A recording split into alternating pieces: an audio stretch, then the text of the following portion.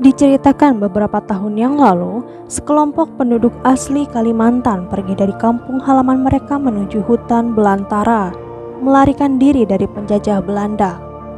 Namun, di tempat yang baru, ancaman lain menanti. Satu demi satu anak-anak menghilang. 8 bocah dalam 8 hari raib tanpa jejak. Penduduk dicengkram rasa takut, siapa gerangan yang melakukannya? Arwah penunggu hutan, atau jangan-jangan macan yang lapar. Setelah berembuk, mereka memutuskan memasang perangkap. Seorang anak terpaksa dijadikan tumbal demi menghentikan kematian yang lain. Dari tempat persembunyian, dengan perasaan berdebar gelisah, warga desa menjadi saksi sebuah peristiwa mengerikan. Riak air sungai dan kemunculan makhluk besar tanpa tangan dan kaki dari dalam air yang langsung memangsa si bocah sekali telan. Sebagian penduduk menyebut makhluk itu adalah ular raksasa, lainnya menjulukinya naga. Setelah itu, penduduk desa membuntuti ular ke sarangnya. Ada 3 ekor di sana, 2 dewasa dengan diameter badan serupa drum minyak, dan 1 lainnya masih kecil seukuran batang kelapa.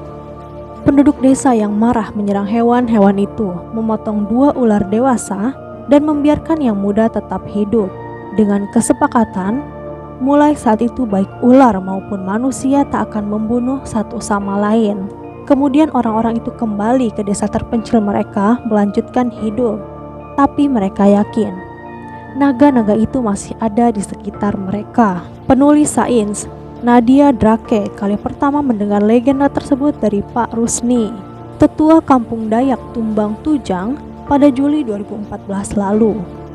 Penasaran, ia ingin mencari tahu apakah ada ular di Kalimantan yang bisa tumbuh sebesar monster dan bisa membunuh seorang anak dengan cepat. Ia menemukan beberapa tersangka. Sebagai gambaran, hutan tropis di Kalimantan sudah berusia 140 juta tahun. Salah satu yang tertua di dunia. Terlebih lagi selama zaman es akhir, Kalimantan pernah menjadi satu daratan dengan benua Asia dan pulau-pulau lain di Indonesia. Sejumlah spesies berpindah ke sana, membuat Borneo kaya dengan organisme hidup. Ketika zaman es berakhir, Kalimantan menjadi pulau terpisah. Segala makhluk di dalamnya bebas berevolusi dalam kondisi relatif terisolasi, termasuk ular. Ada sekitar 150 spesies di sana, bahkan lebih.